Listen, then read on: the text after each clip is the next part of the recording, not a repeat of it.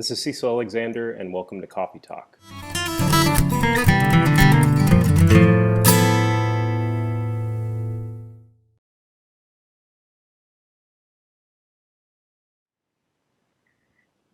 Hi everyone, I'm Kim Perlak. I'm the chair of the guitar department at Berklee College of Music. Welcome to another Coffee Talk. As usual, we're joined by Cheryl Bailey, our assistant chair. Hey Cheryl. Coffee cheers. Coffee cheers. And Ian Steed, our senior coordinator. Hey all. And today our guest is one of our newest guitar professors and alum of the guitar department, Professor Cecil Alexander. Hey Cecil. Hey everybody. Welcome. Thanks for having me. Yeah, thanks for being here. Cecil, are you drinking coffee today? I am drinking coffee, yes. This is just a regular ground filter coffee. Any kind of particular roast or anything that you go for? I prefer dark roast usually. This particular brand is called Community Coffee, and it was my birthday recently, and my mom always sends me community coffee for my birthday. Where are you from? Is it from a specific place? It's from I think New Orleans. My mom is from like down in that area, but I'm from Michigan originally. Oh, cool. Mm. Cool. Yeah, community coffee is like a big deal. Hmm. Yeah. Yeah. That's great. That's really cool. When did you start becoming a coffee drinker? Maybe a little bit too early. I think I was 9 when my parents started letting me drink coffee. Yeah, Wow. so All that probably right. stunted my growth a little bit or something.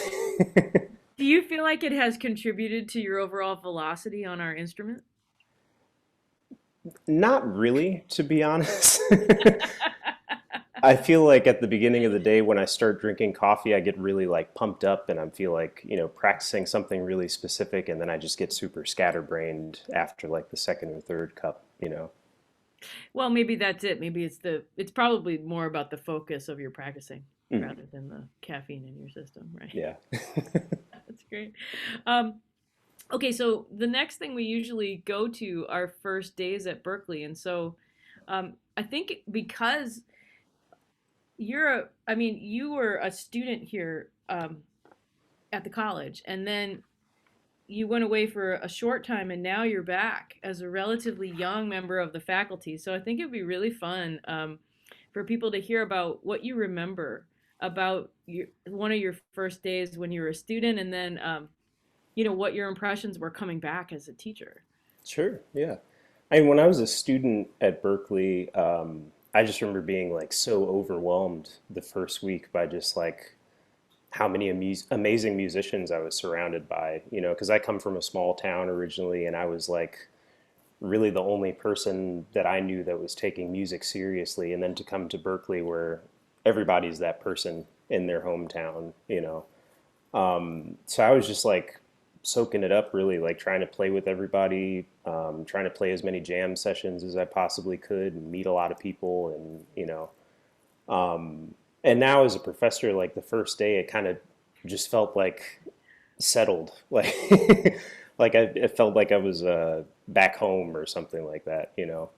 And just meeting everybody the first week, it was I felt like I could relate to where they were coming from quite a bit. Mhm. Like those first week jitters and all that kind of stuff.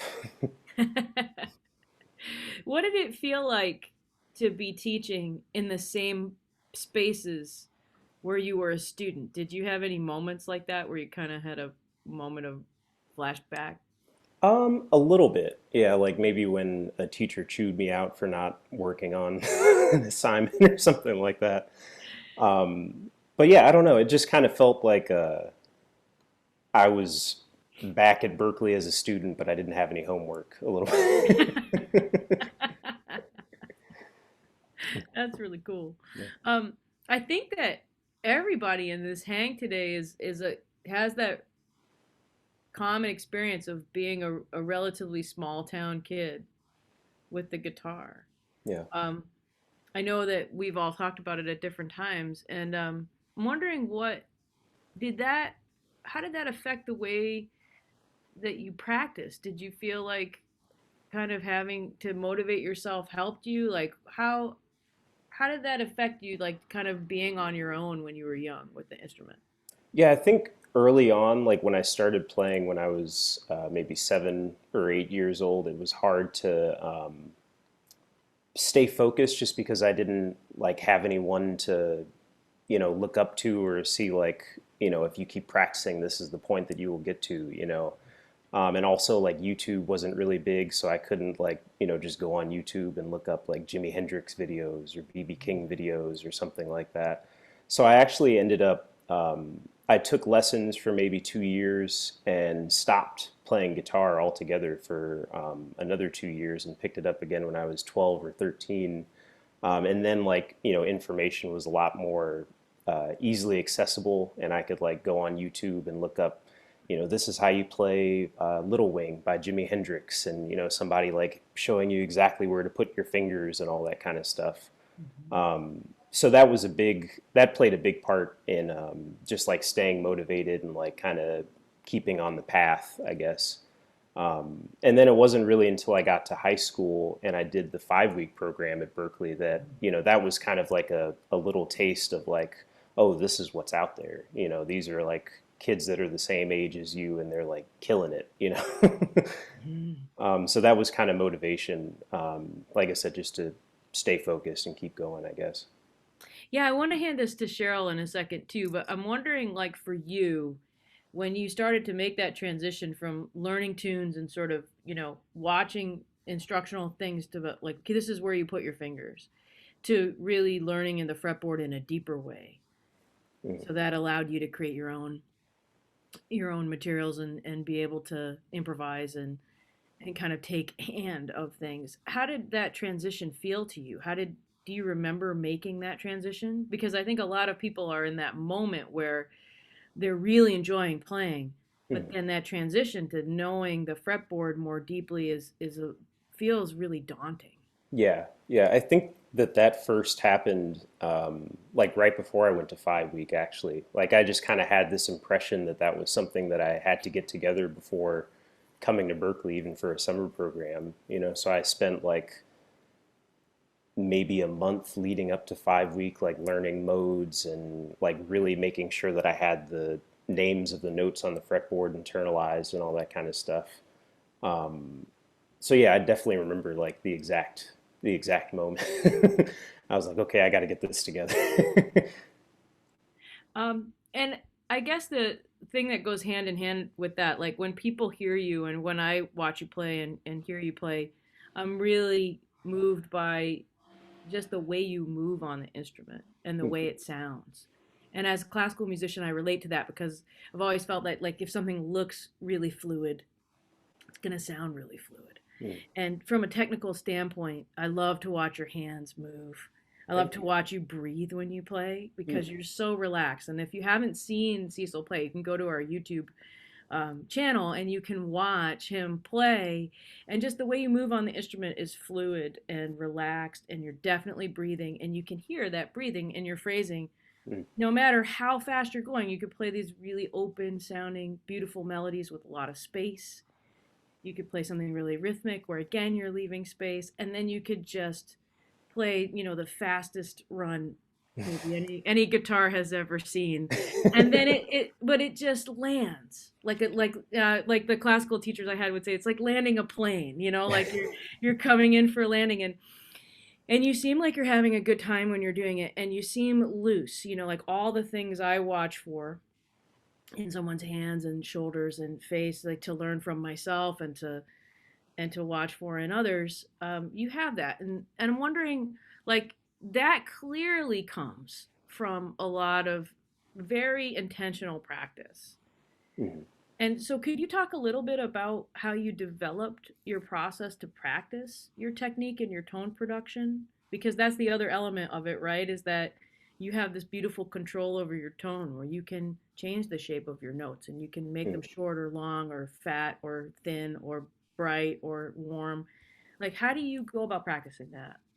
I think a big like light bulb moment, so to speak, was when I think I was taking lessons with Tronzo actually, and he was just really focused on focusing on application, you know, like kind of practicing the way that you want to perform or like practicing the way that you want to sound. And before that, I think I was like, you know, doing a lot of like scalar practice and stuff like that, which definitely helped with dexterity. But he was like, you know, focus on phrases. Like you should be practicing phrases because I was practicing all that stuff and wondering like, you know, why when I improvised it didn't sound like bebop or it didn't sound like what I heard on the recordings, you know.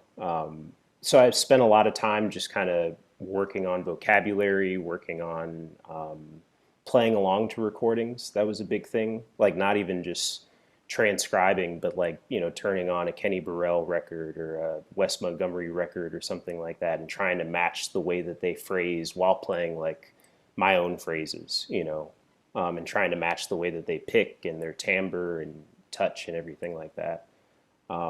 So I guess it's never really been something that I've, you know, really like narrowly focused on. Like I've never really said like I'm going to focus on my tone today or something like that. But I think just through listening and kind of absorbing through osmosis in a way.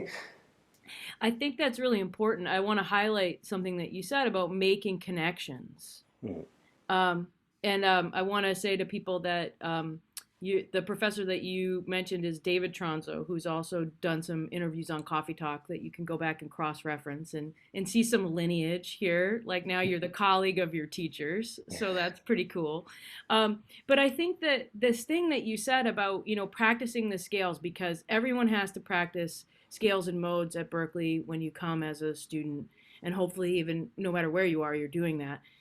But it is a leap maybe that you don't expect, that is obviously you're practicing those things because those are the melodic material of the lines that you want to play and the phrases you want to play and the tunes that you're working on and in what you're improvising. And so I like that you're saying like that you had to make a conscious intentional decision to connect those things in your practice so that when you're playing your scales you're not just going for the athletic part of it. You're Right. going through the sonic quality of it. Hmm. Yeah, and that And was definitely a big connection because I think for so long I just focused on like, you know, how can I get these scales to the point where I don't have to think about it. Like my fingers are just kind of running on autopilot a little bit. And then when I would go to improvise, it was like, okay, that's there, but like, you know, how do I, like I said, how do I make it sound like what's on the records? And you know, that's just the source material. You know, you have to get creative with it from there. yeah, and I like that idea too, that listening to different players and thinking in your mind like what makes them sound like that and what's the relationship of what I have to do with my hands to create the sound that I'm hearing Hmm. for myself. I think that's, you know, sometimes these things turn into exercises and they get a little lost in terms of like, well, transcribing isn't just to copy someone. Right. Is to listen to the sound that they're making and if you want to have that sound for yourself, what do you have to do to get it? Hmm. And scales are not just about dexterity. Like I had friends that used to, you know, when they missed that connection, would just like flip on a movie or like the sports channel, like the golf channel, and just run up and down. And then later Right. the same thing happens, no matter your style. You know, you're not making a connection. Hmm. Cheryl, I'm wondering what's on your mind because I think of your playing when I think of the qualities I described in Cecil's playing too, and I know that you've made a lot of those connections for yourself, and I'm wondering what's on your mind now. Well, yeah, I mean, what Cecil's saying there and what you're saying there is really true. I mean, you can only play what you practice. So, you know, you have a student come in and say, yeah, when I improvise, it just sounds like I'm playing scales. I'm like, I bet you practice scales all day. Right. So it's very successful. But I think that's great. I'm just curious, Cecil, you know, what kind of stuff have you developed sort of your own approaches to that, or were there things, you know, maybe something Tronzo turned you on to, or something you learned here at Berklee to develop those kinds of melodic shapes? I always call it to Hannon as a verb. You know, there's the actual Hannon, but like to Hannon to kind of create those melodic shapes, because that's really what is going to be what you draw on as an improviser. I'm curious. I want, yeah, what are you practicing?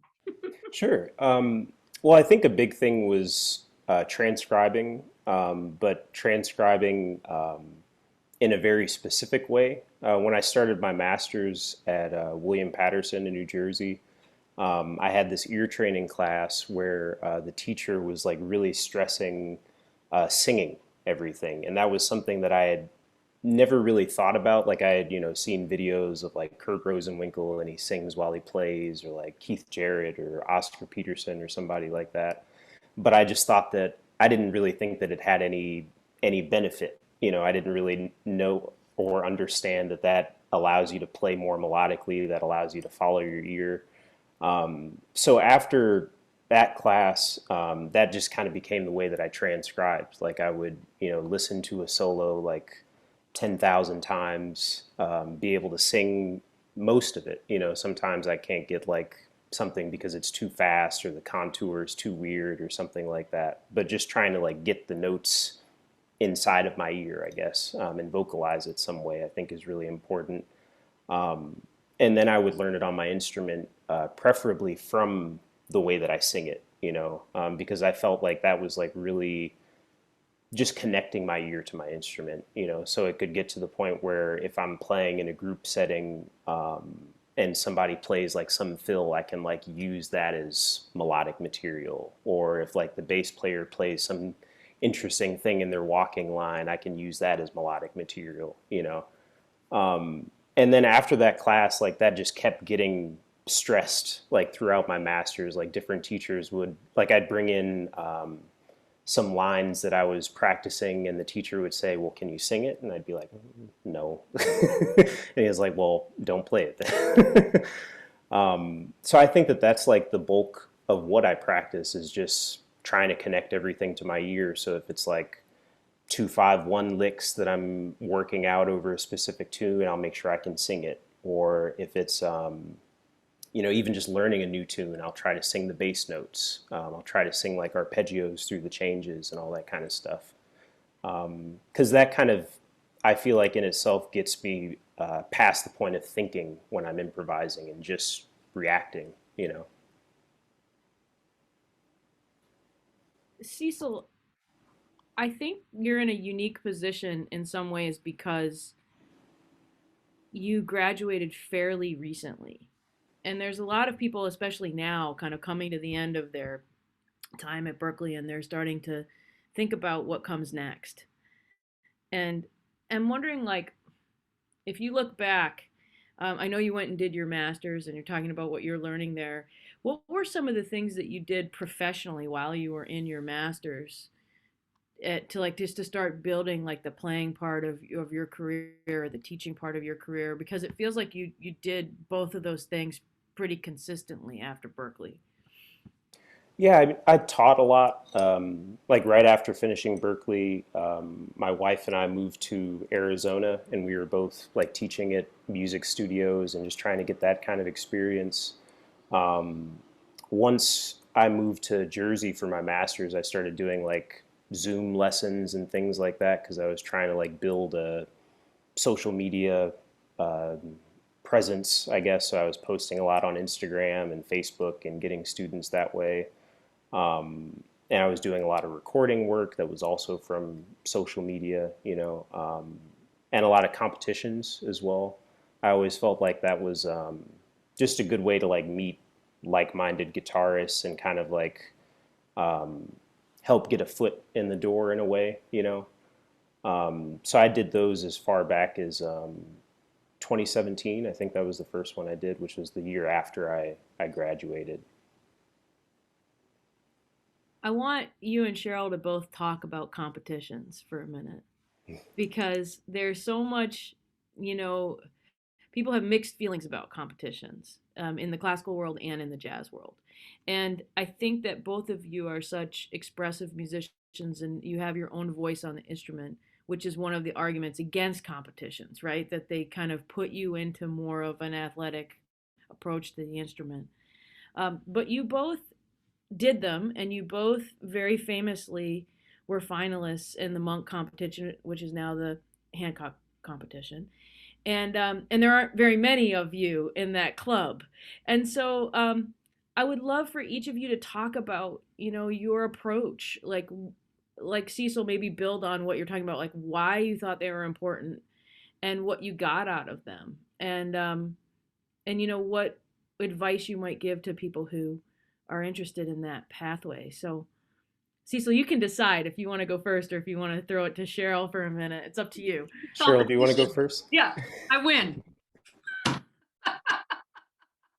Oh, okay. Competition over. Okay. Clearly, Cecil has embraced collegiality here, you know. But go ahead, Cheryl. No, I mean, well, I mean, I did the monk competition was the first time they had guitar, and they split it with bass, which was a drag because that meant they split the money. I would have liked to have the big pot of money, but anyway, that was a long time ago. You know what I learned about it actually is that this can be a big part. The competition thing is strange, and also I just feel like Thelonious Monk wouldn't have won the Thelonious Monk competition. Why do you say that? Why do you say that? Well, because I guess there is that element of displaying your technique and the athletic aspect of things. It's not that wasn't really what Monk was about. Do you feel like that is because of some of the value systems of the judging of the competition, or do you think it's just the entire culture that surrounds it? I think it's the entire culture around it, and people want to show up and get a bucket of popcorn, and it's like watching the Red Sox or the Steelers or whatever you're into. That element. I think it's more for the hype of it, and the audience likes to see it. Mm-hmm. But I mean, what I did learn about it is that you could also apply this stuff to if you have to do grants.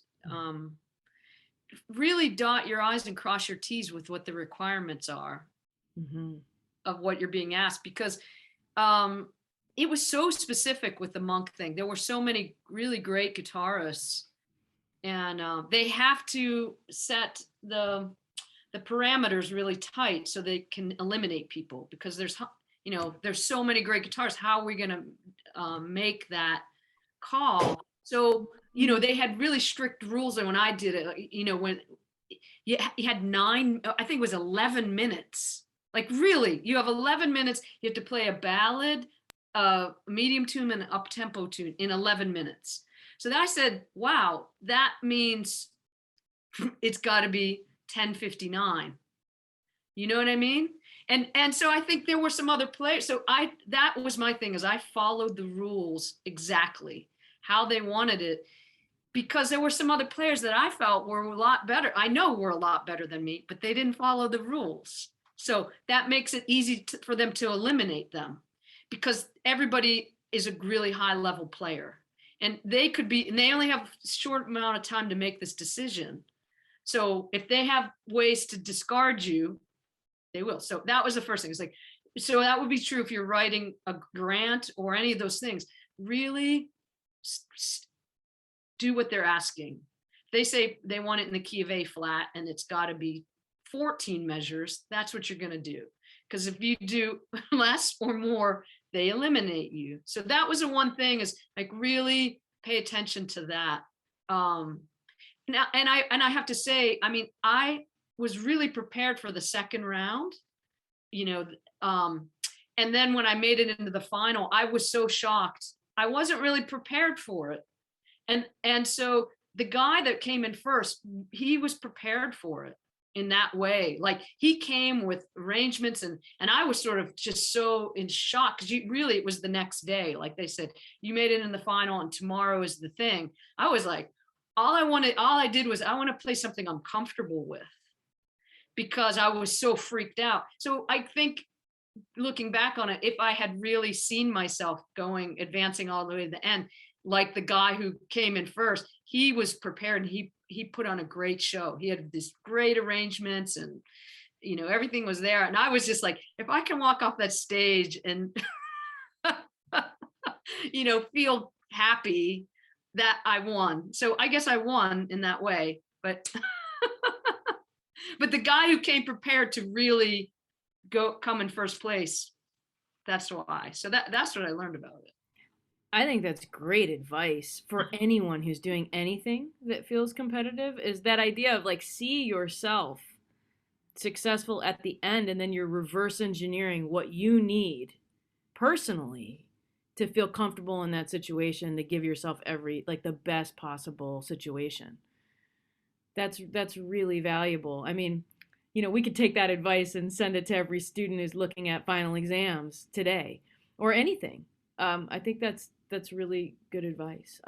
That is, I think that's powerful. That whole visualization thing is very powerful. And I mean, it's the same because it also too, if you're comparing this to an athletic event, those really great Olympic athletes, they spend a lot of time just in their head, seeing it as much as they actually are on the field practicing it. I mean, I think it's true. And a lot of times in these conversations, and then, when we're hanging out, we talk about the fact that most of the problems that come to us in these situations are non-musical problems. They're not musical problems. They have nothing to do with your hands or your musicianship. They have to do with the way you think about yourself and the way that you are approaching it personally. And often those things are the hardest to work on, because you really have to sit with yourself a little bit and say, like, how can I think of myself as a person who could be there at the end? So that's like, obviously you learned that from. Yeah. So now Cecil. All right, Cecil, you're up. Like, what did you learn from that experience? What are you going to pass on?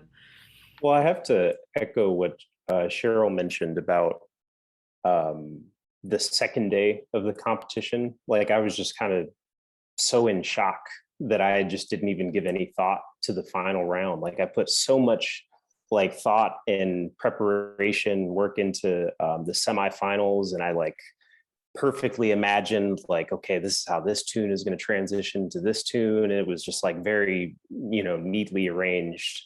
But then they announced me as one of the finalists, and I was like, oh, there's a final round. And I was like scrambling to get stuff together. And like Cheryl said, I was just trying to think of stuff that I thought I could, kind of stretch on, like stuff that I had played like 1,000 times and felt like I knew like the back of my hand. And the guy that won did end up having a lot of preparation. You could tell that he had thought about it as if, okay, this is what I'm going to do for the semifinals, but this is what I'm going to do for the final round. And it was amazing. But I think leading up to the competition, like just preparing for that, was really like a kind of a wake up call for me. Because once I was announced as one of the semifinalists a month before the competition took place, I was like looking at videos of all the other semifinalists and saying like, okay, this guy can do this thing and they can do this thing, and like trying to like even transcribe some of their licks to see what was going on harmonically or melodically and all that kind of stuff. And then the way that I was preparing, like the tunes that I was going to play, I said, okay, this guy's probably going to play something like this, and they'll probably play, and like, just very, very competitive. And just like a couple weeks before the competition, I was like, okay, let me just, focus on being the best version of myself, because that's all I can do ultimately, So I think that's kind of the advice that I would give anybody trying to, go into the competition circuit. Even though it is a competition, there's like definitely a athletic quality to it. Just kind of focus on being like a better version of yourself as a player than you were yesterday or the day before or whatever. Wow, that's interesting, Cecil, because I did mine was way before the internet. We couldn't see, and we didn't know who the other people were actually. So that would have unnerved me, I think. I think that would have, you're much stronger than me, because I that would have unnerved me to see who those other players were. But I do actually, when you said that about preparing, that really changed the way that I prepare music? Because I don't know for you, but for us, they said you had to pick a composer and do 3 of their tunes. So I picked Monk, and the couple tunes I picked, I really studied them. I made a playlist of as many versions of Monk playing them and as many versions of other people playing them. And I just listened to it around the clock to really just internalize the music. And it really changed the way, and in doing that, actually that tune Evidence was one of the tunes I chose. And I learned so much studying that to really play that fluently without thinking. It's so tricky, right? But it really, preparing for that, I would say, changed the way that I learn repertoire, in that way of really doing a deep dive with finding, the actual composer, if it's a jazz tune, and then trying to learn as many alternate changes or arrangements of a tune that I could, to really feel like I know that tune. So I think that is the most interesting thing. The takeaway from doing those competitions is it hones your skills and level of how you learn and prepare. Yeah, that definitely resonates with me. They didn't, go as far as to give us like one specific composer. I did an original, I Remember You, and then Shadow of Your Smile for the semifinal round. And I just, listened to as many different versions of those 2 standards as I possibly could, and like tried to see what cool things I could do arrangement wise, like maybe some versions that I could hint at or take some elements from or something like that. And even with the original that I did, it was like a blues with some alternate changes for the turnaround, and I was like really getting into tunes like blueses with alternate changes and trying to see what this person did here and what this person did and all that kind of stuff. A lot of people who I talk with who got really into classical competitions echo similar things, that the best part about doing competition is to really hone the way you learn and how deep you go, and having that pressure situation coming up is really helpful in organizing all that.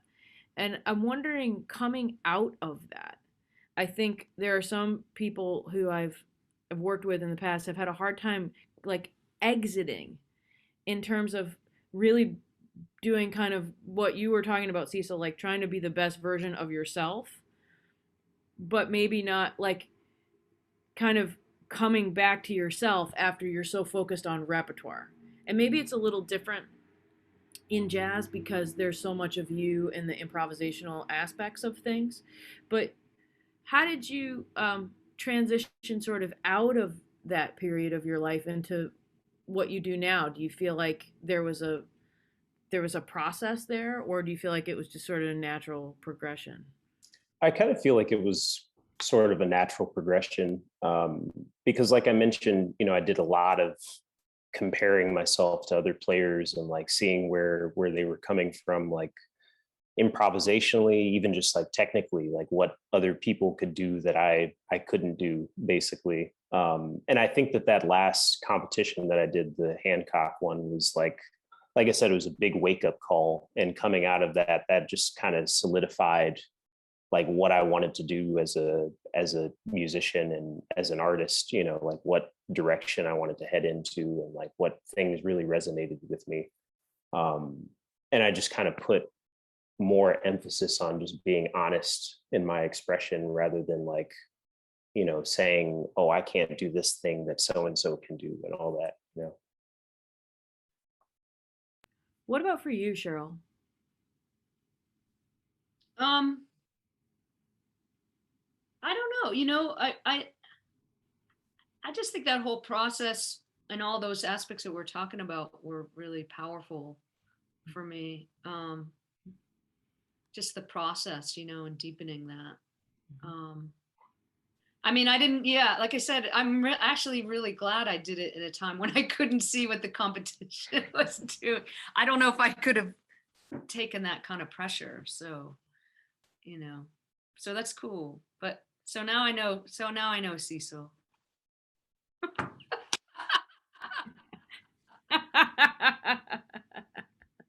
um, The other question I have for you, kind of about that kind of professional development stuff, is a lot of people are, they'll come to us and they'll say, especially surrounding you coming to Berklee as a faculty member, is that your youth, right, impresses them. Like, oh my gosh, he's so young, to be honest with you, we didn't think about it that way, right? And so there are a couple things I wanted to mention about that, and then I wanted to get your impression about, like, the process of coming here as a faculty member, and maybe going to other places too, where maybe your first college teaching jobs.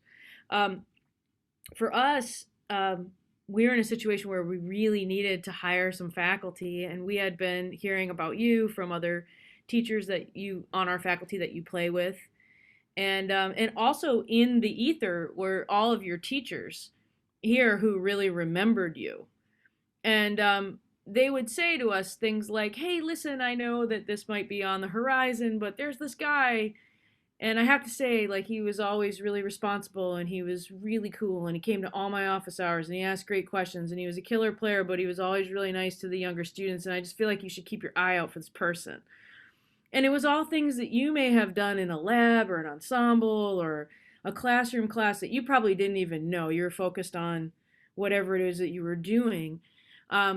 So it didn't feel like you hadn't been gone for a long time. In fact, I was surprised to put it together that we were here at the same time when you were a student. That it was in my time of being here at Berklee, which is the last sort of 8.5 years. And so I think that that's important for people to know, that sometimes you're kind of auditioning for things in your life and you don't really know.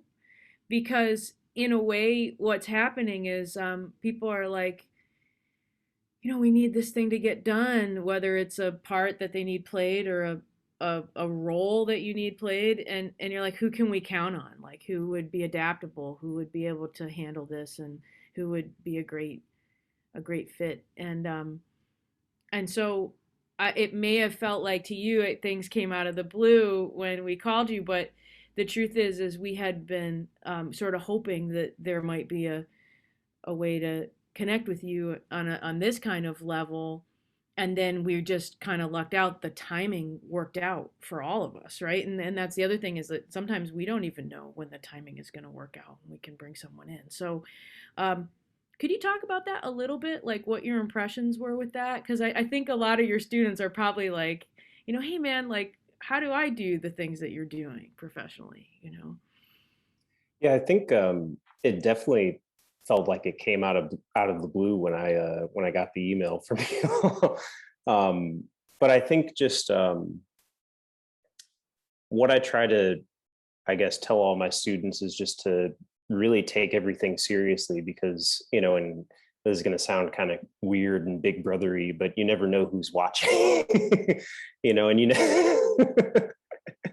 and you never know, like, a good impression that you make on somebody might come around in 5 years to really put together some important stuff in your career. Like I never really gave any thought to how interacting with a specific professor would, like, eventually lead to a job at Berklee or anything like that. I was just trying to, like, be respectful and professional, and yeah, I don't know. Well, maybe I think there's an aspect there too that, it kind of came out in this last thing that you're talking, when you're talking about the way you prepared for this competition, and you were like, oh, let's see what the other people are doing.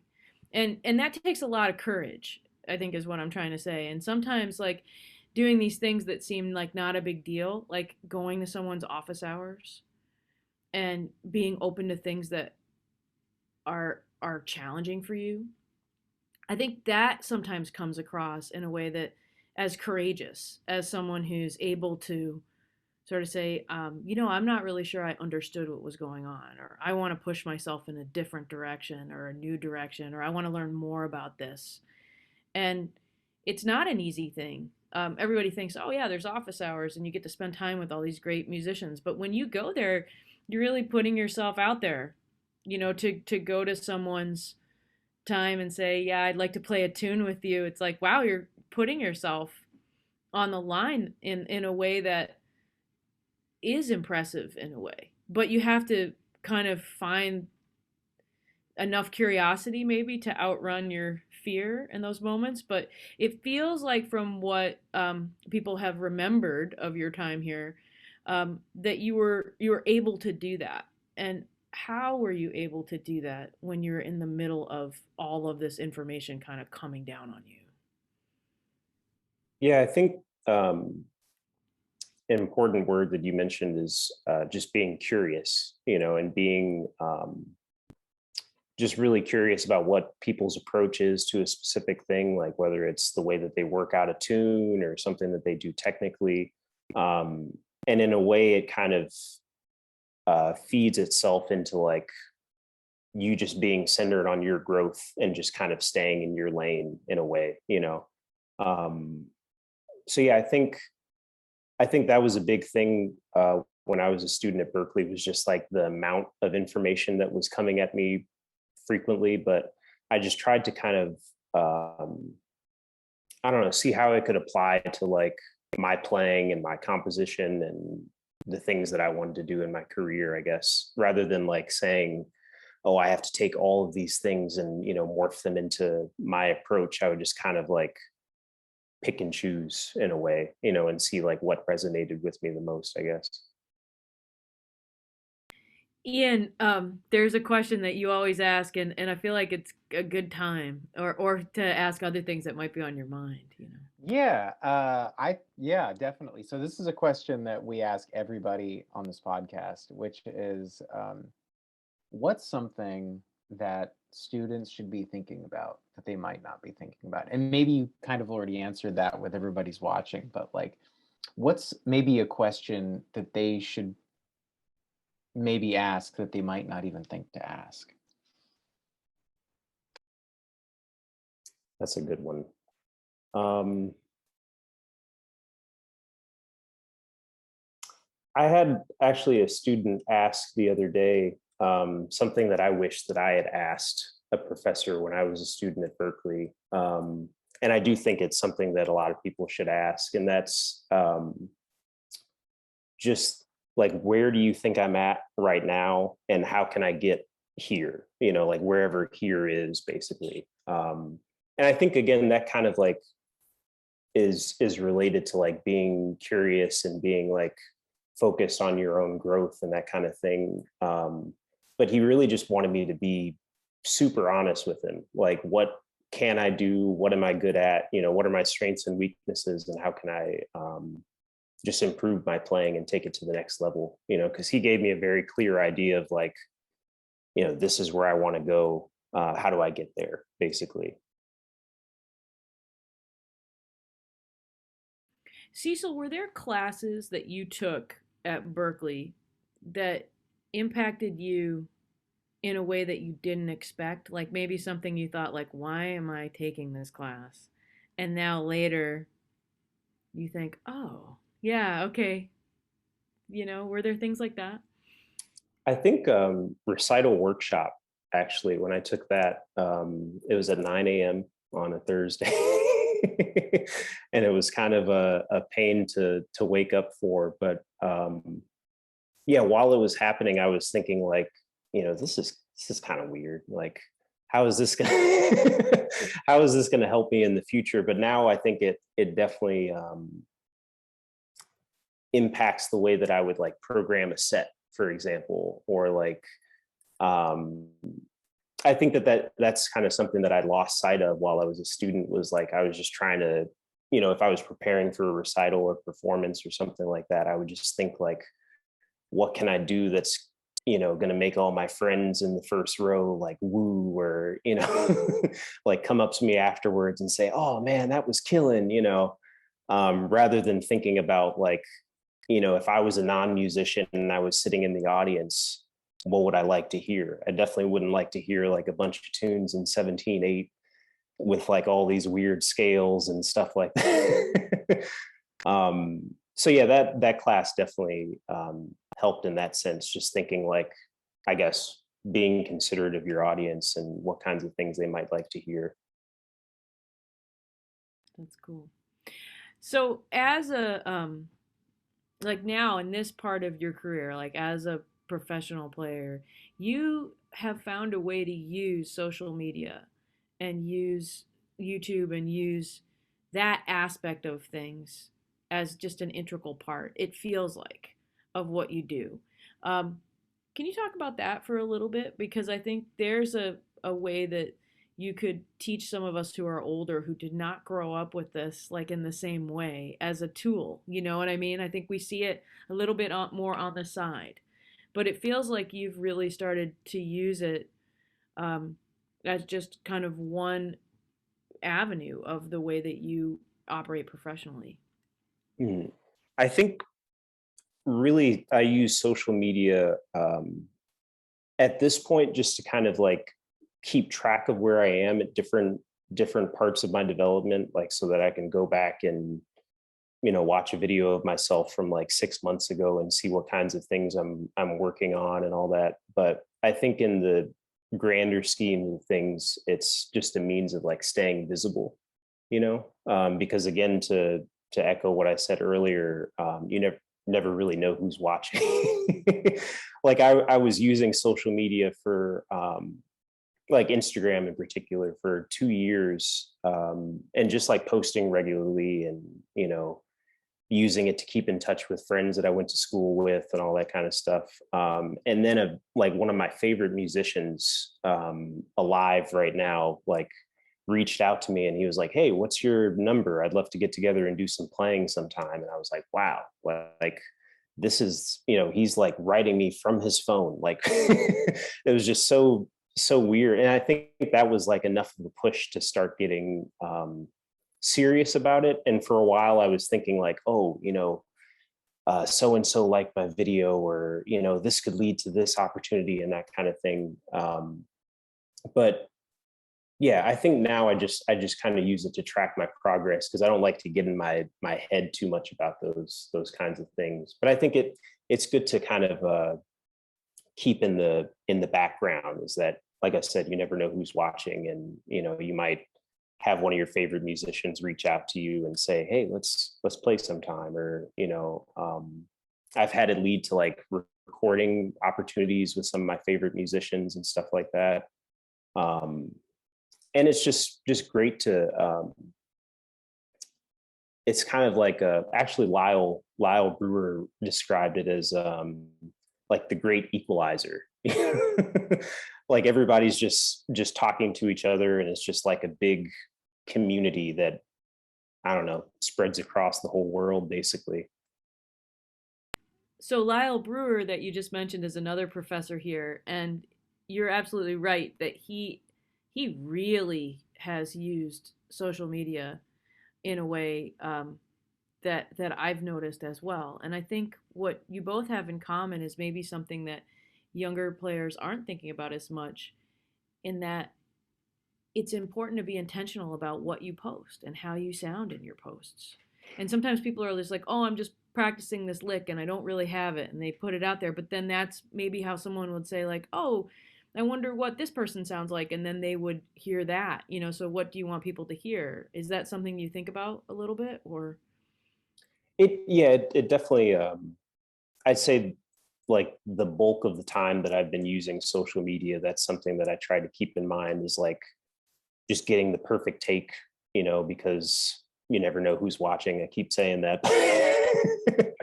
um, yeah, I think also that just kind of feeds into your practice time in a way. If you're just like working on something and trying to like get the perfect take of it, you'll surprise yourself with how like internalized you have whatever that idea is by the end of the day.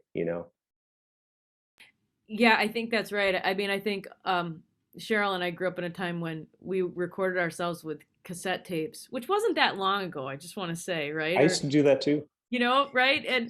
And so you're recording yourself for yourself, but you're right. Now you could actually also use that so that you could connect with other people. And I'm laughing every time you say you never know who's watching, because it does sound like really intense, and it I think that you mean it, and maybe it is in some ways like, yeah, okay, make sure you're on top of things, but in reality it's also just because all of this stuff is about connection. When we're talking about people noticing you in class, it's really a positive thing. It's like people see you. If you're feeling insecure about something, or you feel like, oh, I just have questions because I don't understand, what a faculty member may see at that moment is, I see someone who's asking questions and who's really kind of able to be aware of what feels comfortable or what feels unfamiliar or what feels, this way. Um, and then when you're on social media, sometimes people are just really interested. Oh, I've heard a lot about this person, or that looks really great. I wonder what that sounds like. And so a lot of music, sometimes these courses or advice things you take, they say the word networking a lot, but in reality it's like building relationships, right?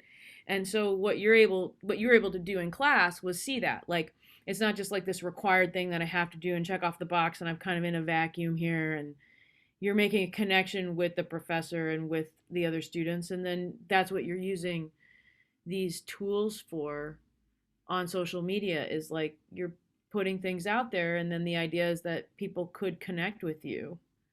And I think it could be a really positive way to think about that idea that people are listening and watching, is that people are seeing and hearing you and may want to connect with you, and that could be really cool. So yeah, it doesn't have to just be the scary part of that, right? It could be the positive part of that too. um, Cheryl, what's on your mind as we're kind of starting to come to the end of our coffee today? Yeah, well, I mean, what you're just talking about there is, I'm sure every one of us here could think about a gig and you thought no one was there. And then all of a sudden you get a call months later and somebody goes, I heard you at that little place, hole in the wall place. And you don't think back and go, oh, I didn't think anybody was there, but you always do your best. No matter, I guess that's the thing, is it's really about just doing your best wherever you go. And then they're like, yeah, okay, are you available to go on tour or whatever, whatever gig comes out of that. It's usually just because you were doing your best, whether there was 0 people in the room or 1,000 people in the room or whatever. But yeah, and thanks for sharing your thoughts about the process of preparing for performance, whether it's a competition or you're preparing for the gig at the little hole in the wall gig. You still want to prepare on that level, right? Whether you're playing that competition or in that little place. But I think that's really great, what you shared about that. And it's just interesting, even though we have that span of time from when I was in that competition and it was, it kind of, what changes and what remains the same. There's always that process stays the same, Exactly. pre-social media or in social media time. So that's cool. And I'm glad we got a chance to share some of those stories. It's not many of us have been in that particular competition, so it's cool. I really like what you said, Cheryl, and that echoed something Cecil said about you don't know who's listening, but we also don't know at any time, like, what may have impacted someone. So you're right, like someone will call you and say, like, oh, back in this year in this city and this thing, you played this tune and I felt this XYZ or whatever. Or, like after that show, I ran into you in the parking lot and you were really nice to me. Or I saw you in an elevator. Or you were in this class and one day I was having the worst day and you were up at the board and you said, or, for students too, you don't realize, like, someone's teaching a class and they're having a bad day, and then a student raises their hand and asks this question and you remember it forever. Like, I'll never forget the day you asked that question. And they may say that to you and you may have no memory of that moment. But you're right, if you do your best and you're intentional about what you do and you think about it as much as you can, those things are going to happen and they'll come back around to you. And then that's how things feel out of the blue, or they feel like luck, but in reality you sort of sowed that seed, right?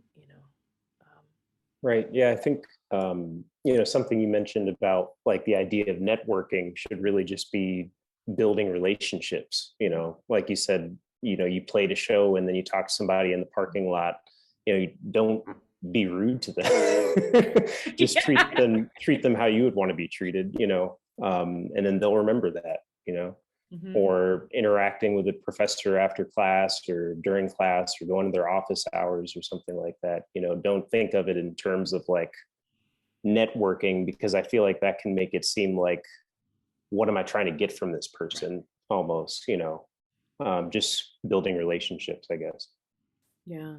On one of the very first hangs we did, Coffee Talk hangs, Ian, you said to Thaddeus Hogarth, who's a professor here, you talked about meeting him in the elevator on the first day that you came to do your placement audition at Berklee.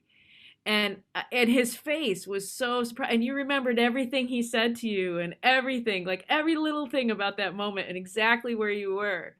And that was a cool moment where he took a second to be like present, you know. Yeah, because he was really like cool. He was the first person I met at Berkeley, and he was Mhm. just like a really like down to earth, nice guy I met in an elevator, and was just like, I don't know, it made an impact on me that he would never remember, right?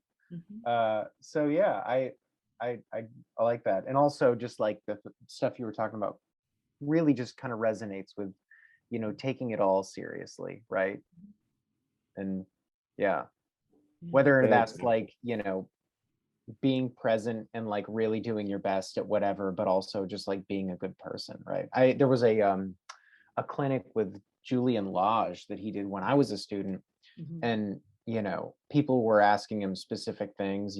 People want to shred, and one of the things that he mentioned was just like the experiences that he had with teachers that just made him want to be a better person, right? And you don't realize how big of a role that has to play in playing music with others, right? And developing within a community. Yeah, because when you think about it, like if you can feel solid with the people that you're working with, whether you're in performance or you're in a school or wherever you are, then you can be creative because you have a solid foundation. And like when you are kind and when you are responsible and when you look out for other people and people know that that's who you are, then they can take chances musically. Then they can be who they want to be. Then they can let you go in a classroom and say like, "Yeah, go ahead, be creative," because they know you're not going to step on someone, you know? And and you're going to give yourself the room to say like, oh yeah, I could work on this, or I could get better on this, or I'm not sure I know the answer to that question. And I feel like if that's your reputation, then you're allowing a lot more creativity to happen, you know, provided you have the requisite musical skills for the situation, obviously, right? um, so that's, I think that's really good for people to know, and hopefully it's comforting in a way that when you are working on that in yourself, it people can see that that becomes clear. You know, whether or not you feel like you're an introverted or extroverted person, I feel like that comes across. Um, Cecil, what are you working on artistically right now? Like, what's your thing? What are you working on musically and project wise? Well, I have a band with my wife called Beeson, and we put out an EP like right after we finished Berklee. We went to Berklee together and finished at the same time. We released an EP then, and we're working on an EP that should be like, we're releasing singles from it in the next couple months. And I think the first one of those is coming out like the week after next or so. And it's kind of like folk folk indie rock, I guess is kind of how we describe it. But yeah, really excited about that. And I'm in preparation for recording for my debut album as a leader, like an organ trio plus a couple horns kind of vibe, and just playing like swing and standards and backbeat stuff. Cool. Yeah, Could you say the name of the band you have with your wife one more time so people can hear it and look for it? sure. It's Visen, Visen. Cool. Thanks. Cecil, thanks for hanging with us today. Thanks Thanks for for taking having me. an hour. You're welcome. So I think that is it. I think we've come to the end of our coffee for today. So thank you, Cecil, again for being here. Thanks, Ian, and thanks, Cheryl Bailey. And we'll be with you on the next coffee talk. Everybody, have a good day.